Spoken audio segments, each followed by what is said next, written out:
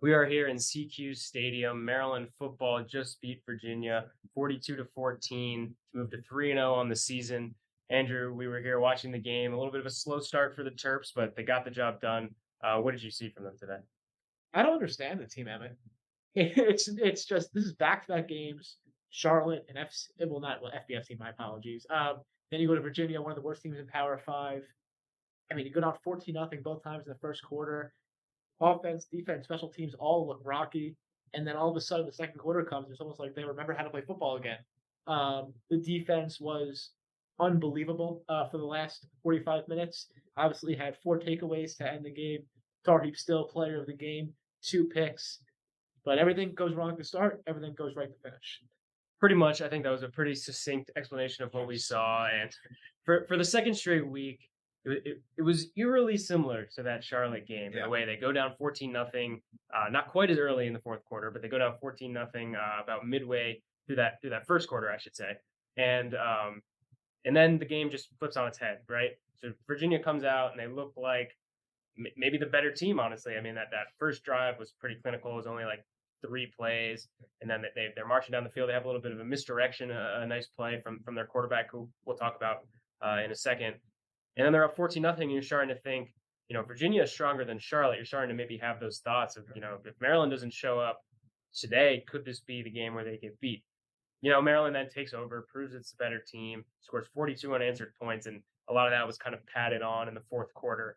But like you said, this team has been really confusing to start the season. This is the kind of start to the season that I think we weren't totally expecting. I think we were kind of expecting them to roll their way through this non-conference schedule. And if you looked at the score lines, if you looked at the box scores, that's what it would indicate. But I think if you watch this game tonight, you definitely know that this was in no ways domination for Maryland. Well, ultimately, they're 3 now, right? A point they've gotten to the past 3 seasons. It's also a point in the season where it kind of seems like every year Maryland, they're 3-0. Can they finally make a move in the Big Ten? And I know last week I mentioned just the way things are going, how their schedule's lining up. They're coming out with tough wins. This may be a team of destiny, whatever. From what I saw today, if they could go down 14-0 in back-to-back games, once they go on the road, hit conference opponents, I lost confidence in Maryland today. They won 42-14. My confidence in the team went down. I don't know if you feel the same. I do feel the same, and that was the question I was going to pose to you. I was going to ask, having Maryland's non-conference schedule now in the rearview mirror, and having seen this team now, we're through a quarter of the way through the season already, and now it's time for kind of that second season when conference play starts. My question was going to be, do you feel better or worse about this team having seen those three games? I think we're both in agreement that we probably do not feel as good as we thought in the preseason about this team, just because of those slow starts. And next week, you're at Michigan State. Michigan State has all sorts of problems going on. We know that they're not as strong of a team as maybe they were a couple of years ago. But even so, you're going on the road against a Big Ten opponent that's going to be the best team they've played so far this year. If you go down 14-0 on the road there in Michigan, tough place to play, that's not going to fly. You're going to end up losing that game. For a team like Maryland, if you go down a score, two scores, a few minutes into the game, if you're not sharp, especially on the road, you're not winning the game. For a Maryland team where they don't have the skill as some of the top teams in the Big Ten, it's just not going to happen. And if they don't play a full 60 minutes when they're on the road in East Lansing, a top environment, a much better environment than what they have here in Siegel Stadium. No Which offense, wasn't bad tonight. wasn't It bad. was pretty good tonight. It wasn't bad tonight, but in general, you know what I'm saying.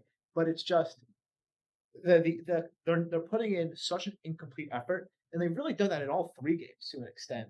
And it's just like against Towson, they had a good start, and they kind of flatlined a little bit. Past two games start flat. It's not good enough from what I've seen. And I know Mike Loxley says, "Oh, we're Terps versus Terps. We're cleaning it up." You're not cleaning it up. You haven't. And this has been your chance. You're playing weak opponents. You have your chance to clean it up. From week one to week two, you didn't clean it up. You got worse. From week two to week three, whatever, right? You played really, really well to end the game. It's not going to matter if you're not 21-0 in Columbus. Doesn't matter if how you end the game. So I don't think, and I think that there's encouraging individual aspects, right? The run game's playing well, the offensive lines increased. Talia had another 300-yard game, but collectively, how the games are going, not encouraging to me. I think most people probably agree with you. I think most people who are listening are probably saying the same thing. I do appreciate Loxley's candor in these I do. post-game pressers. He has been pretty clear. The last 2 weeks, he has come to the podium after multi-score wins. I mean, today was, kind of got out of hand late in the game. You know, decent sized margin of victories, and he's gotten up on the podium and said, "We did not play well today. We did not do what we need to do today." And I think that's I appreciate that honesty because I think we're all thinking the same thing: is that this Maryland team has so much potential, and you look at what they have and what they're going to lose. You look at the fact that this is Talia Tungvailoa's last year. You look at some of the pieces around here that are going to be off to the NFL, or you never know with the transfer portal, and you just think this is the year you have to capitalize on that. And they're 3-0. They still have everything in front of them. That's the good news. The bad news is not a convincing 3-0 at all. You're right. They're 3-0, and they can come out at Michigan State and be the team that we expect them to be, right? You mentioned all those factors. But what Loxley's saying, it's talk, right? And it's talk, and he says they'll be better, and they haven't, right? And but Jay Sean Jones, he mentioned this to us post game. He was like, "It's a new season, Big Ten play, right? So maybe we see a new Terps team in a new season." Yeah, who knows? Let's talk about this game more specifically. Let's get into more of a micro Mhm. analysis of this game. We talked about Maryland goes down 14 nothing. Virginia's quarterback, I was very impressed by Anthony Calandria today. Freshman quarterback, made the freshman mistakes in the fourth quarter. We kind of saw him unravel, but early in the game, really impressed me with some of the throws he was making. The fact that he was not afraid to take hits. He was dicing up Maryland's defense. But then the kick return, Braden Wislotsky, the freshman, first time Yeah. taking kickoff returns in his career, and we know he's fast, and we thought maybe he would have a special teams role, but maybe not that prominent. Octavian Smith muffing those kicks last week maybe turned out to be a blessing in disguise for the season. Yeah, but I come to you before the game and I tell you, Maryland gained momentum because of Braden Wisłowski. I mean, it's hard to believe, but you're right.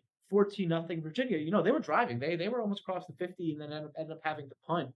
And and then all of a sudden, Braden Wisłowski gets the ball at his own 2 yard line. It's 14-7, right? Maryland has energy. And after that, it was a Maryland building, right? It was a Maryland building from then on. You score 35 points after that. But again, this is a side note. Jake Sean Jones, he's a great talker. He talked to us. He said the same thing. He said once we saw that kick return, it was like, all right, this is our game to take. And I genuinely do think they meant that because everything was going awful. And when you have one positive thing, as we see with Maryland's first 2 games, it kind of seems to be a domino effect in the right way. So most important play. Well, we'll talk about another play. Sorry, still, but one of the most important plays of the game. I think, in my opinion, that may have been the most important play of the game because I was definitely having the thoughts of like Maryland could very well lose this game. Yeah. And then that play happens, and for it to be a freshman, I mean, to see that is so encouraging moving forward to have a dynamic player like that on kick returns. I mean, I think Octavian Smith is as talented as they come, but we've seen the struggles. He hasn't really proved it this season. To have a guy like that, a home run hitter that can return kickoffs, is a huge bonus. But the way that just rejuvenated the team, the way that they were down 14 nothing, and then Virginia gets their second touchdown and they have all the momentum, and the fact that you can just snatch it right back. I mean, that is invaluable. Well, the best part is that the first 2 kicks he took, He should have forgot them. he looked terrible. We were having this I know. conversation before the game, and I remember I saying, and what do I know? I was saying before the game, I was like, I don't understand why players in college and now I guess in the NFL with the fair catch rules don't just fair catch the ball every time. And he takes it out for the third time, and you kind of see him. He's looking around and he just hits that hole. And the second he hit that hole, I was like, he's gone. Well, yeah, He's the but fastest guy on the field. I mean, if I'm in his mind, I assume he's the 18-year-old freshman. He doesn't see the field much. He's like, Got to make a play. I'm getting the ball. I'm running. I'm not taking a knee here. So you get it. He makes the big play. He's going to be the most popular man on campus for the next few days. Good for him. Help propel Maryland. Oh my God! Helped propel Maryland to a win. Absolutely. And let's talk about the defense because from then on, Maryland's offense scored 35 points after that, but pretty much none of that comes without its defense. Yeah. Maryland's defense, we saw this last year and we're starting to see a similar trend this year. I don't know what it is. I don't know what it is with Brian Williams. I don't know what it is about this group, but for some reason they seem to always start slow and then they lock in and like lock into no end. I mean, last year, the second half adjustments they made, even if they weren't adjustments schematically, just whatever they were doing mindset wise, physicality wise, they worked. And last year in the second half, as a defense, they were absolutely sensational. This year, we're starting to see a similar trend where maybe they're starting out a little bit slower, kind of kicking into gear. We definitely saw that today with the way they took over that game in the second half. Specific to today, this is my opinion. I think the major reason why they started off slow, for those who aren't familiar, Virginia has kind of had this quarterback situation. Tony Muskett transfer was named the starter. got injured against Tennessee. Anthony Colandrea comes in, has a great game against James Madison. On Wednesday, Virginia says Tony Muskett's the starter, right? So I assume Maryland They're goes, probably preparing they go for into targets. preparations. Tony Muskett, pure pocket passer, does not have much mobility. Anthony Colandrea, the complete opposite, mobile guy, which we've seen Maryland have trouble with before. And the game starts, and Tony Colandrea's on the field. And for the record, Tony Musket, we saw in warmups, Yeah, in full pads, looked fine. and Virginia staff, well, evidently they lied, or well, I don't want to accuse them, but Maybe they just didn't know. maybe they literally didn't know. But the offensive coordinator came out to the media and said Tony's playing. He didn't play, so I think Maryland was like, "Whoa, we prepared for passing attack in the pocket. Now we have a guy that's scrambling, sliding, not afraid to take a hit." But I think once they understood the game plan, and I think they kind of knew what Tony Calandrea's offense was, I think that's when they got settled. Definitely. And that fourth quarter was, I thought it was interesting that Mike Loxley said that he reminded him a lot of Talia Yeah, in the way that that fourth quarter, like, for most of the game, he's dicing up Maryland's defense. He's making great throws. He's getting outside the pocket. Showed a lot of Talia there. Then in that fourth quarter, we saw the old Talia, which we haven't seen really recently, where it kind of just unraveled. Three straight picks, then a fumble. It kind of just all fell apart. well, the reason it unraveled is it's 21-14 Maryland. Virginia's driving. Virginia's at the 12-yard line. They have a chance to tie the game late in the third quarter. And such a poor decision by Calandre, who was unbelievable in the first. For a freshman, was unbelievable. He's going to be a great player. I mean, Virginia can build that program around that guy. Tony Muskie will not be the starter next game. He shouldn't be. He won't be. He should not be. And he throws a contested pass. Tarheeb Steele makes great read, easy pick. Maryland scores 3 straight touchdowns. Virginia's next 3 drives, pick, fumble. And I think once he made that one mistake, he was like, I need to make an incredible play to make up for that mistake. He'll learn from it. Virginia's going to be a better team because of Calandria, but it was that play, it was that Tarheeb Steele interception, which completely unraveled the game. That's exactly what you needed from Maryland. Going into last week, they didn't have a single interception, they didn't have a single turnover forced on defense. And then today they get 4 in one quarter. They won pick last game. I said going into last game. Last game. Then today they have 4 interceptions. Last week they had the 1 interception, which was, I mean, if you want, we talked about the similarities between last week and this week. What are the odds that Donnell Brown is going to have the same interception, batting a pass on the line of scrimmage? I mean, I don't think Donnell Brown was expecting to have any interceptions coming into the season. He's kind of proving himself as a real playmaker on the edge. The fact that they were able to get those 4 turnovers, I talked about this on the preview podcast that we did, how you want to see this Maryland team, especially on defense, be so opportunistic. The fact they were able to take advantage of those opportunities. They were able to put the pressure on a freshman quarterback, dare him to make those mistakes, and he did it. Tarheeb still talking in the post-game press conference. You could see what knowledge he had, that veteran knowledge of the opposing playbook. The fact that, I mean, we had no idea what he was saying because, this is all football jargon, but the way that he was saying, I knew it was 7 over cross. Yeah, he's like, I knew it was 7 drive, whatever. And I'm just like, I don't know what that means, but clearly they had watched a lot of film. Yeah. A veteran presence like Tarheeb Still, that's what he brings to the table, is a guy who knows the game. He knows exactly what he's looking for, and the way he kind of jumps that route just proved all that. Well, you mentioned veteran presence. I thought it was pretty impressive that without Bo Braid in the lineup, obviously a leader on defense, they were still able to have an incredible game like that. Yeah, and Glendon Miller comes in as kind of that third safety on this team. Some electric tackles. And then Dante Trader. I felt like Dante Trader was kind of lining up on safety blitzes. It felt like a lot more often than usual, which was a little weird considering Braid was out. But Glendon Miller, I don't remember, it was in that second quarter maybe, back to back. Yeah, back to back, he's just leveling guys. Yeah. And I mean, he looked very excited to be out there. Bo Braid, we don't know the full extent of his injury. We know he wasn't able to play today. That's a piece they need moving forward. That's a piece that they don't have Bo Braid moving forward. They're in trouble. But we got to see our first look at maybe what this offensive line will look like in terms of injuries. I mean, Gottlieb Biedze was back today. Played majority of the snaps. Yeah, he was playing a lot at right guard. We expected him maybe to play at right tackle more. Connor Fagan was still in that role. Maybe that's just because they're not totally sure if Gotti's healthy enough to be out in space. But I thought it was a little bit encouraging to see that. And it felt like there were some moments. There's always going to be moments, but it felt like for the most part, Maryland's offensive line, perhaps not as much in the run game, but especially in the passing game, maybe held up a little bit better than I expected. And you mentioned that, and it has, but I think it's so clear when he scrambles. Talia, he has no confidence. He has little confidence that He's might back quick the to get out line. of that pocket. He immediately he's like, if I have to scramble, I'm going left. I'm going towards DJ Glaze. I do not trust. He does not have as much trust in the new guys than he does, obviously, in a guy like DJ Glaze, where he knows the left side of the line is going to be better protected, give him more opportunities to get out of the pocket. Yeah, for sure.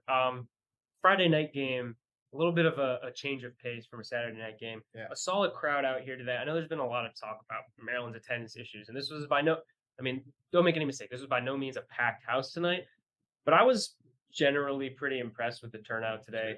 I think if you just keep building that, you're going to see more of that. And the way that the players talk about feeding off that energy, there is something to that. Going back to this kick return, with because in my opinion, once again, that was the play of the game, in my opinion.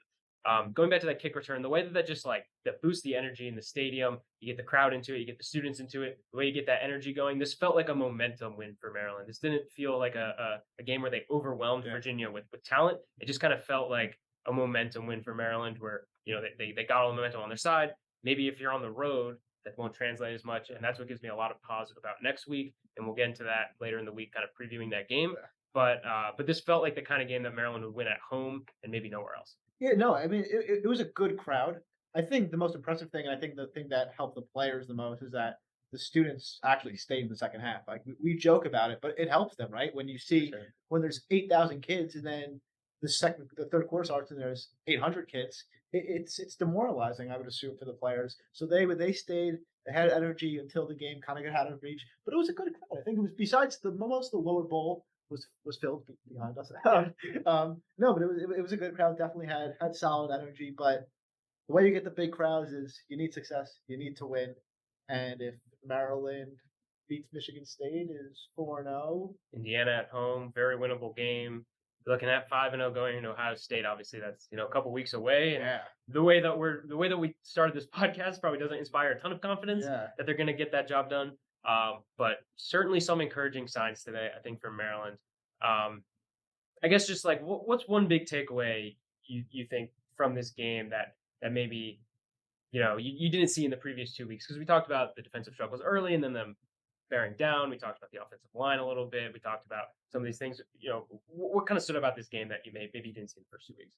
Oh, I mean, it's the takeaways. I mean, it's you go from zero takeaways to one takeaway to back plays takeaways, and I think that just completely changed the complexion of the game. We mentioned the Tarheeb still interception, and then the latter three put the game away, secure the win. So it's definitely the increase in takeaways per each game seems to be encouraging, and they were timely today.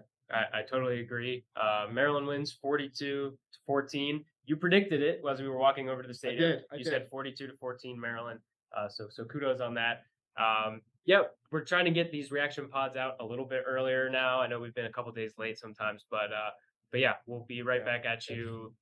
For What time for, is it? for reference, it's 12:29 Friday Saturday morning. Yeah, so don't question our work ethic with this. Yeah. But yeah, we'll be back at this later in the week, previewing Maryland at Michigan State. Certainly an interesting matchup at the beginning of Big Ten play. Maryland is 3-0. They beat Virginia.